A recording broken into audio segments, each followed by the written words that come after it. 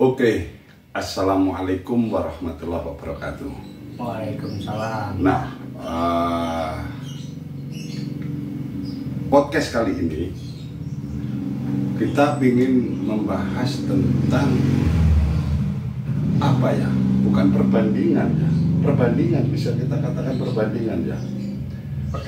Perdebatan antara yang sampai sekarang mungkin belum selesai. Ya, dan sampai sekarang itu belum selesai terkait filsafat Platonis dan Aristotelian. Kalau filsafat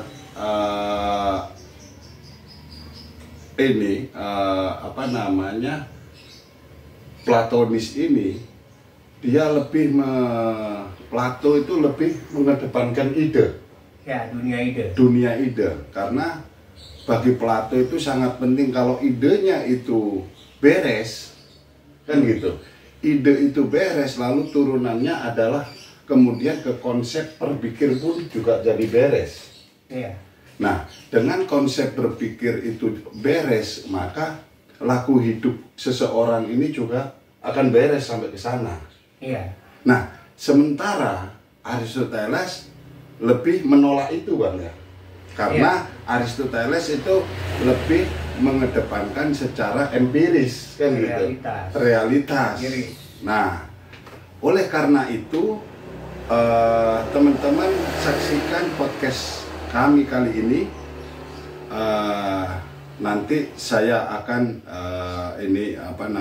ngobrol bincang-bincang bersama Bang Daris tentang perdebatan pemikiran Aristoteles dengan Plato. Oleh karena itu kami persilahkan. Jadi kalau dalam kehidupan sehari-hari kita ketemu ada orang yang dia berpikir, kita sebutnya idealis. Ada juga orang yang kita sebutnya itu orang yang realis. Nah, ini sebenarnya mencerminkan perdebatan abadi. Sampai sekarang saya rasa itu orang masih akan berdebat tentang mana yang benar, Plato apa Aristoteles nih. Apakah seorang idealis itu sudah tidak cocok lagi dengan zaman ini? Itu satu pertanyaan yang akan muncul. Apakah lebih tepat orang bersikap secara Aristotelian, bahwa realitas yang ada ya sudah kita hadapi, kan begitu. Nah, itu yang dalam filsafat, padahal ini kan hubungannya guru dan murid ya. Aristoteles ini kan belajar lama dia, berpuluh tahun, belasan tahun dia belajar, 20 tahun lebih dia ngikut sama Plato ya. Tapi itu juga alasan kenapa dia buat sekolah sendiri ya, ibaratnya dia buka sekolah sendiri akhirnya, karena dia merasa idealisme yang ditanamkan oleh Plato ini tidak membawa kemajuan dalam hal ilmu pengetahuan. Oke. Nah, secara pemahaman mendasar aja nih Pak, secara pemahaman mendasar daripada Plato dan Aristoteles itu salah satu contoh itu apa ya Bang ya? Ya tadi kalau sampean pernah ketemu orang yang idealis? Pernah. Nah, coba bandingkan bagaimana cara dia berpikir dengan cara dia bersikap dalam kehidupan itu dengan seorang yang realis. Nah, itu sebenarnya mencerminkan itu, perdebatan itu. Nah, kalau misal gini, kalau mau lihat cirinya gini, orang yang idealis itu batinnya lebih kukuh. Karena dia lebih menelusuri apa yang ada dalam dunia pikirannya dia, kan gitu. Dia tata sedemikian rupa, dia susun, dia pertanyakan lagi, dia bolak-balik lagi. Dan mungkin kehidupan kayak seniman kayak Chairil Anwar, kehidupannya bagi kita tuh kan apa bedanya dia dengan seorang gelandangan umpamanya kalau pas kita ketemu ya, kalau kebetulan ketemu. Iya, kalau kita membaca Chairil Anwar, karena saya juga belum kenal sama Chairil Anwar hanya melalui pembacaan. Ya. Tapi saya bisa merasakan bagaimana itu seorang Chairil Anwar yang puisi-puisinya sangat spektakuler kan gitu. Dan seakan-akan si pembaca pun juga ikut terlibat itu. Wah. Ya. Gini ya prosesnya. Dan dunia idenya kan sangat besar. Sementara hidupnya, coba sampai perhatian hidup. Dibuat makan aja susah. Nah, dibuat Nah, makan itu aja contoh susah. ekstrim, mungkin sih, tapi saya nggak bisa bilang persis. Mungkin contoh ekstrim bagaimana seorang idealis menerapkannya dalam kehidupan. Nah sementara atau ya bisa juga begini ya, kalau mau contoh yang lebih, walaupun nggak bisa persis juga sih, antara Soekarno sama Soeharto. Insinyur Soekarno, Bung Karno itu menurut saya dia seorang yang platonis ya, idealis. Platonis idealis. Artinya itulah kenapa waktu masalah masalah rakyat kelaparan pada waktu ujung-ujung pemerintahannya beliau itu kan dia seakan-akan nggak terlalu nggak terlalu menganggap itu persoalan. Padahal realitanya rakyat waktu itu sudah kesulitan. Antri minyak, antri apa segala macam. Karena dia percaya bahwa kalau ini kita bisa lewati, Indonesia ini akan utuh, tetap akan utuh. Sementara Soeharto dia kan bergeraknya dari bawah, dari realitas bahwa oh ya ini stabilkan dulu nih, Mbak. Bisa dibiarkan ini. Stabilkan dulu mata uang, dia buat bulog untuk menahan harga pangan, dia buat sekolah-sekolah SD Impres, walaupun kalau secara ideal ya enggak SD Impres lah sampai yang tahu bagaimana. Tapi untuk paling enggak untuk orang yang mau sekolah ada gitu. Nah, itu contoh menurut saya gambaran kecil lah, walaupun itu nggak persis ya, gambaran bagaimana seorang yang platonis dan seorang aristotelian itu saling berhadapan. Mungkin bisa kita ini yang kita... Tapi kan ya tadi Soeharto juga jatuh ini oleh hal yang sama sebenarnya. Iya. Krismon. Kejebak pada ini itu ya, Krismon itu ya. Kan hampir mirip. Nah, bahkan si Soekarno sendiri aja sampai karena sangat sebenarnya kan artinya Soekarno ini juga bisa membela diri. Bisa membela diri untuk agar dia tidak dipenjara. Iya kan? Iya. Karena apa buktinya kan gitu? Kalau dia ini kan gitu. Iya. Nah, kalau memang kerusakan negara ini karena Soekarno, karena ide-idenya Soekarno, apa buktinya kan gitu? Tapi Soekarno juga menerima itu. Dan sama sekali Soekarno nggak bahkan sampai sakit sampai meninggal di situ kan gitu. Dari artinya sama aku jadi inget si siapa yang meninggal itu si Sokrates ya. Nah, jadi meninggal Sokrates, bagaimana Sokrates itu bersikukuh dengan idenya dia kan. Dengan idenya dia, kalau memang ini harus aku lakukan. Tapi enggak, kalau Sokrates menurut saya nggak bisa ditaruh di kubu Platonik maupun kubu Aristotelian. Oh gitu ya? Nggak bisa, karena dia kan tidak kelihatan bahwa dia memperjuangkan satu ide besar tertentu kan enggak juga. Dia hanya datang ke pasar, ngobrol sama orang, mempertanyakan orang, yang itu kan bersumber kayak aku pernah cerita sama sampean bahwa dia ada salah satu temannya nanya ke Delphi bahwa dia dianggap orang paling bijaksana di Athena dan dia nggak percaya itu. Dia ngecek lah di lapangan, jangan ada orang yang lebih bijaksana dari saya gitu kan. Ternyata enggak gitu loh. Tapi akhirnya dia kan berkesimpulan bahwa kenapa saya disebut paling bijaksana, karena saya mengakui bahwa saya sebenarnya tidak tahu, maka saya bertanya-tanya terus. Sementara orang-orang ini sudah merasa tahu. Untuk ini diklarifikasi ke tempat yang orang lain, benar nggak sih saya itu orang yang paling bijaksana? Tapi karena dia tidak percaya itu kan? Iya, tapi katanya benar bahwa akhirnya kesimpulan begitu kan, orang yang paling bijaksana itu orang yang bertanya. Nah, seperti halnya seperti ini. Dia tidak masuk dalam kubu tadi, kubu realis atau idealis, yang nggak masuk lah. Sebenarnya sekarang kepada kita aja Pak, apakah kita, saya sendiri sebagai orang Jawa yang mempunyai wisdom, kearifan dalam kebudayaan Jawa, kan gitu. Saya misalkan percaya tentang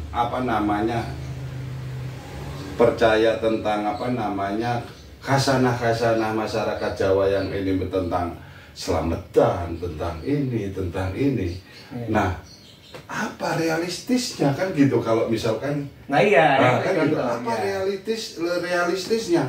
Tetapi saya sebagai orang Jawa juga tidak bisa keluar dari situ karena dianggap tidak ini pakem Jawa kan gitu Bang. Salah satu yang paling penting bagi orang Jawa itu kan memelihara tatanan. Itu aja udah menunjukkan bahwa mereka platonis. Tatanan ini kan disusun oleh ide gitu.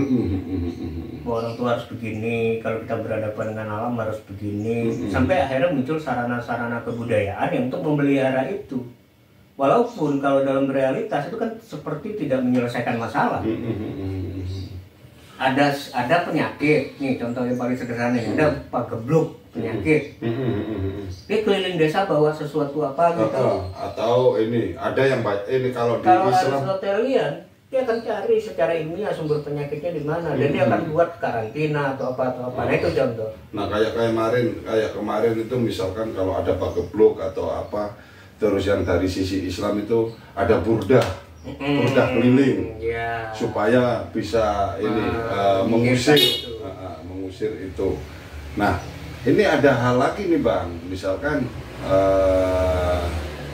ya tapi sulit juga ya kalau orang itu bersikukuh di antara dua itu, antara yang platonis, satu antara Aristotelian yang butuh empirisme kan gitu.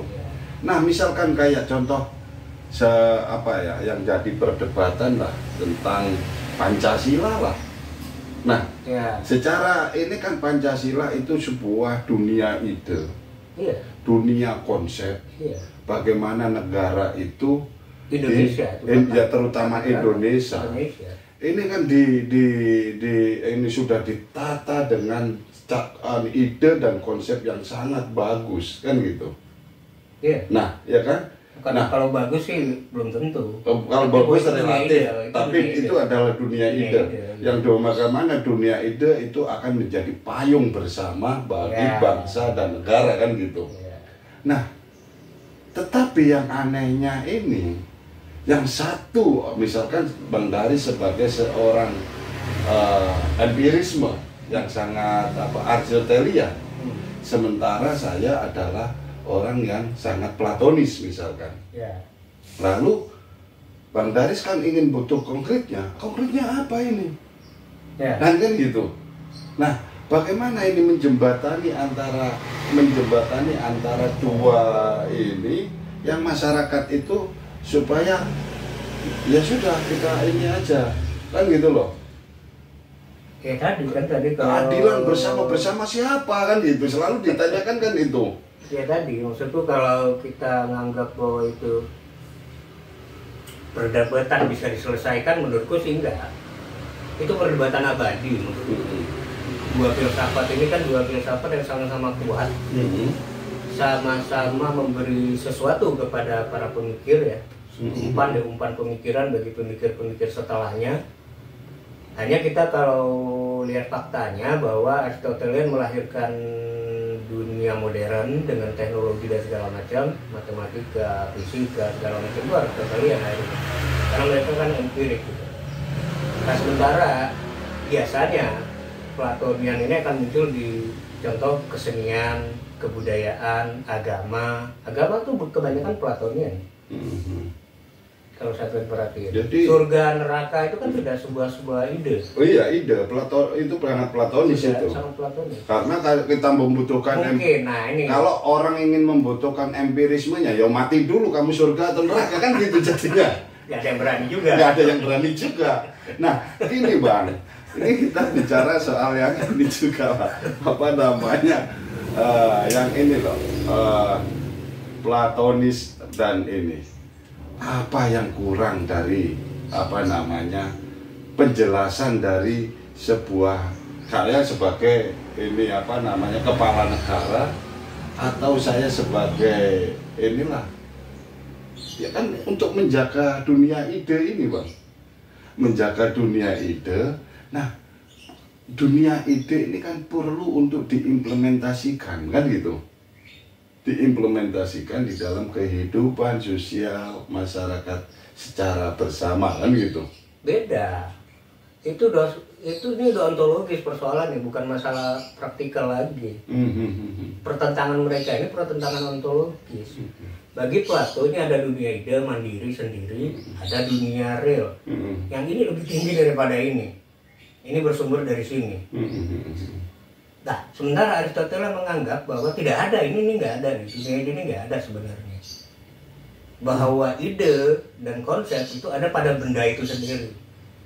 Umpamanya Anda mau tahu tentang kuda, ya Anda datang ke kandang kuda, Anda amati, Anda catat semua gerak-geriknya, Anda bandingkan dengan makhluk-makhluk lain, ya itulah ide tentang kuda.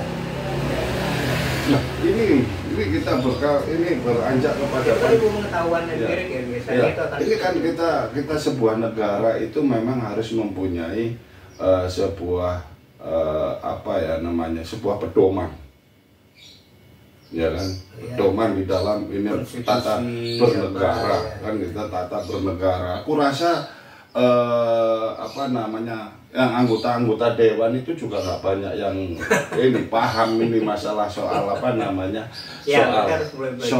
soal ini Bang. Padahal itu adalah sebagai payung ini Bang, sebagai payung. Jadi sebelum masyarakat itu melakukan sesuatu yang bisa kelewat dari garis aturan, otomatis kan sudah ada di pedoman ini kan gitu loh Bang. Iya. Nah, sementara di pedoman ini sendiri saja ini tidak banyak yang memahami, bahkan seorang anggota dewan. Kurasa lo ya. Jadi nggak semua, saya katakan bukan semua, tapi ada yang nggak ini. Nah, ini bagaimana ini Bang supaya ini benar tetap misalkan ketuhanan yang Maha Esa, keadilan sosial yang adil dan beradab, persatuan Indonesia. Ini kan dunia itu semua ini, dunia ini kerakyatan yang dipimpin oleh hikmat dalam kebijaksanaan, dalam permusyawaratan perwakilan, kan gitu. Ini kan semuanya di ini dalam tataran ide. Sementara kita manusia ini butuh yang namanya implementasi dari itu, apa ini konkretnya. Ini kan kalau itu kan tadi kebetulan itu kan perbedaan cara pandang ini kan ontologis. Jadi umpamanya sampean mau menguji ide Platonian tadi kan, sebenarnya sampean ingin menguji ide Plato tadi ya. Iya. Sebenarnya harus bandinginnya bukan dengan realita, dengan ide lagi. Umpamanya sampean bandingkan dengan khilafah. Khilafah itu dasar berpikirnya apa? Republik Indonesia dengan Pancasila itu dasar berpikirnya apa?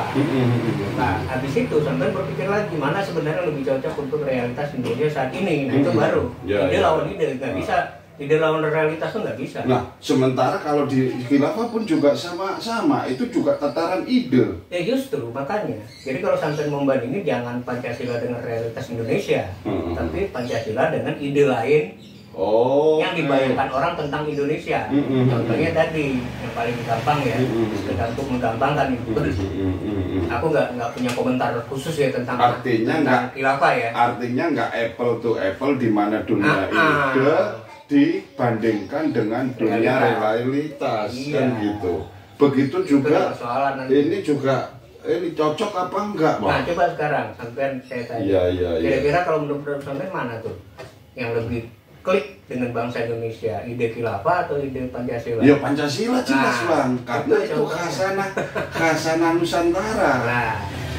Gak mungkin kalau misal sementara khilafah ini kan butuh yang namanya interpretasi, ada hermeneutik untuk menafsirkan itu. Nah, satu tafsir ini bagaimana sebuah tafsir itu bisa kita pahamin bersama, nggak mungkin kan gitu. Itulah kenapa akhirnya mayoritas bangsa Indonesia menolak sebenarnya konsep khilafah.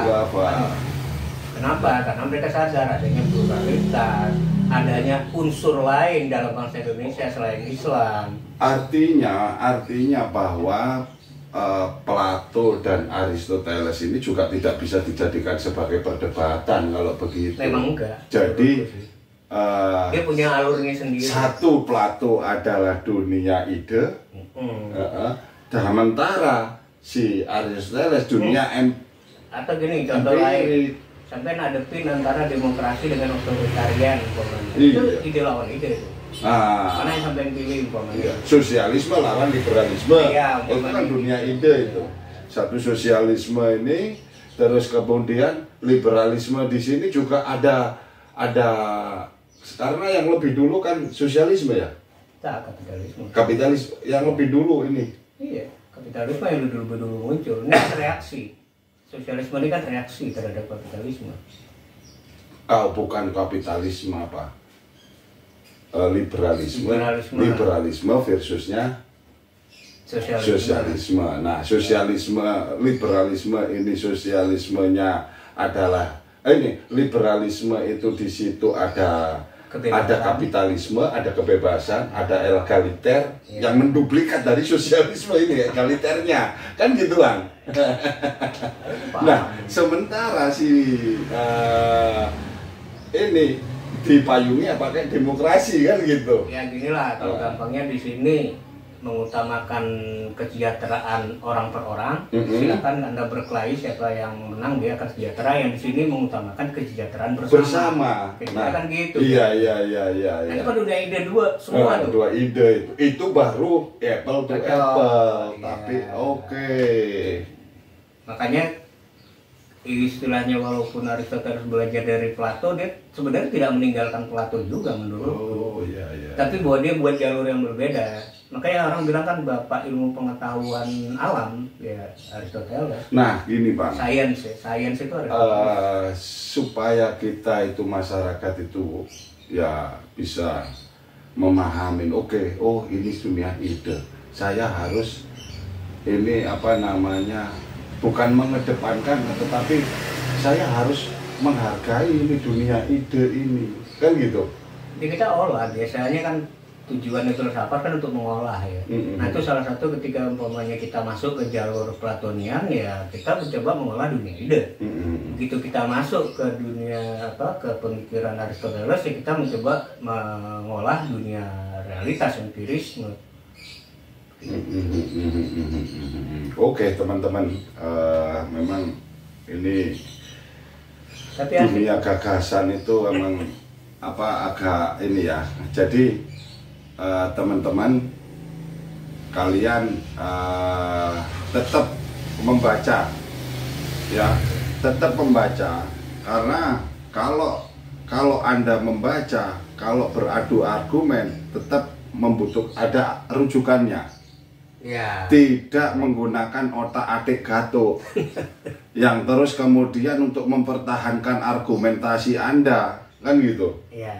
Nah ini biar ini podcast ini sangat bisa dipertanggungjawabkan karena ini adalah ada rujukan, ada bacaan. Siapa yang membaca maka dia akan diluaskan cara berpikirnya. Ya. Sampai ketemu lagi. Salam literasi. Topik lainnya. Dan topik-topik lainnya.